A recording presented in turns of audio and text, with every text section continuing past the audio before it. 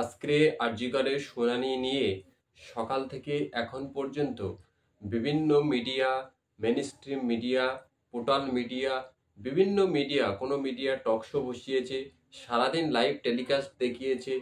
কি প্রধান বিচারপতি কি বলছে, প্রধান বিচারপতির বেঞ্চ কি বলছে, একদিকে পশ্চিমবঙ্গ সরকারের আইনজীবীরা কি বলছে, অপরদিকে ছাত্রপক্ষের ইন্দিরা জয় সিংহ তিনি কি বলছেন, এরকম নানা খবর, নানা ব্রেকিং নিউজ নিয়ে বিভিন্ন মিডিয়া চ্যানেল তাদের খবরগুলো পাবলিশ করেছে। কিন্তু এই সামগ্রিক শুনানির মধ্যে যে কটি বিষয় নিয়ে মিডিয়ার সবথেকে বেশি কথা বলার দরকার ছিল, সেই বিষয়গুলোর মধ্যে প্রধান এবং অন্যতম যে বিষয়টি নিয়ে কথা বলার দরকার ছিল, সেই বিষয়টি একবারও কোনো মিডিয়া আপনারা এই পর্যন্ত কোনো মিডিয়াতে দেখবেন না যে এই বিষয়টি নিয়ে কোনো মিডিয়া কথা বলেছে। আজকের যে শুনানি হয়েছে, ঠিক আজ থেকে পিছনের ঠিক আগের শুনানিতে সুপ্রিম কোর্টের যে জাজমেন্ট ছিল, আজকেও প্রায় সেই একই জাজমেন্ট আছে। কিন্তু আহ, সেদিনের জাজমেন্টে সিবিআই এর তরফ থেকে যে আইনজীবী ছিল, সেই আইনজীবী দাবি করেছিল কলকাতা পুলিশ যে সমস্ত তথ্য সিবিআই এর হাতে তুলে দিয়েছে, তার মধ্যে 27 মিনিটের একটি ভিডিও ক্লিপিং দিয়েছে, আর বাদবাকি 7-8 ঘন্টা ভিডিও ক্লিপিং দেয়নি। এটা ছিল আগের শুনানিতে সিবিআই এর তরফ থেকে সিবিআই এর আইনজীবীর বলা কথা। এবং তার সঙ্গে ডেড বডি ময়নাতদন্তের পরে যে ডেড বডি হস্তান্তরণ করা হয়েছিল পরিবারের হাতে, সেখানে যে চালান দেওয়া হয়েছিল, সেই চালান নাকি সিবিআই এর হাতে দেওয়া হয়নি।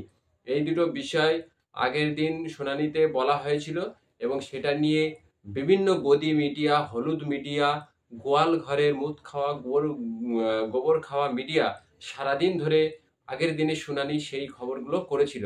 কিন্তু আজকে যখন সুপ্রিম কোর্টে পশ্চিমবঙ্গ সরকারের আইনজীবী জোরালোভাবে বললেন যে সিবিআই এর হাতে 7 থেকে 8 ঘন্টার ভিডিওগ্রাফি দেওয়া হয়েছে বা সিসিটিভির ভিডিও দেওয়া হয়েছে, এবং পোস্টমর্টম হওয়ার পরে ডেড বডি পরিবারের হাতে তুলে দেওয়ার পরে যে চালান, সেই চালানও সিবিআই এর হাতে দেওয়া হয়েছিল, তখন সিবিআই এর তরফ থেকে যে আইনজীবী ছিল, সেই আইনজীবী কিন্তু কিছু বললেন না, চুপচাপ বসে গেলেন। মানে এটা দেওয়া হয়েছিল, তার মানে বোঝা যাচ্ছে এই সময়ে, এই মুহূর্তে যে সমস্ত গদি মিডিয়া, গোয়াল ঘরের মিডিয়া, গোয়াল ঘরের মুত খাওয়া মিডিয়া, এরা যে ধরনের খবর করে বেড়াচ্ছে সম্পূর্ণ ভুল এবং তথ্যহীন খবর। অর্থাৎ যে খবরগুলো আপনারা খুব ভালো করে গিলে ফেলছেন, এই খবরগুলো কিন্তু একটাও সঠিক খবর না, আপনার খাওয়ার যোগ্য না।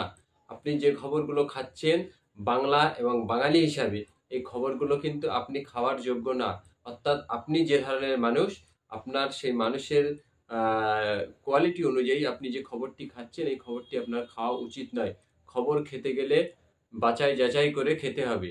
গতদিন টক শো হয়েছিল এটা নিয়ে, ঘন্টার পর ঘন্টা বিভিন্ন মেনস্ট্রিম মিডিয়াতে টক শো চলছিল যে কেন পুলিশ চালান দেয়নি, কেন পুলিশ মাত্র 7 থেকে 8 ঘন্টার যে সিসিটিভির যে ভিডিও, সেখানে মাত্র 27 মিনিটের ভিডিও কেন দেওয়া হয়েছিল।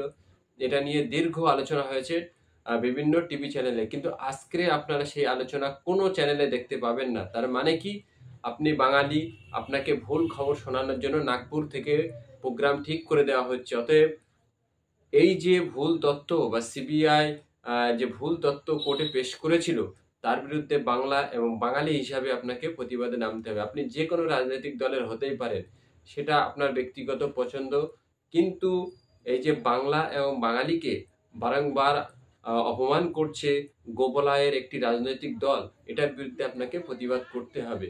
কেন 7 থেকে 8 ঘন্টা ভিডিও দেওয়ার পরেও তারা সুপ্রিম কোর্টে মাত্র 27 মিনিটের কথা বলেছিল? কেন ডেড বডি হস্তান্তরণ করার পরেও ডেড বডির চালান দেওয়া হয়েছিল সেটাকে দেওয়া হয়নি বলেছিল?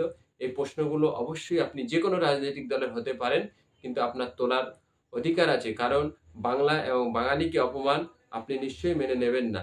আপনি যে কোনো রাজনৈতিক দলের সাপোর্টার হতেই পারেন, কিন্তু সিবিআই কেন এত মিথ্যে কথা বলবে? আর যদি সিবিআই মিথ্যে কথা নাই বলে, তাহলে আজকে কেন এইভাবে তারা চুপচাপ রয়ে গেল?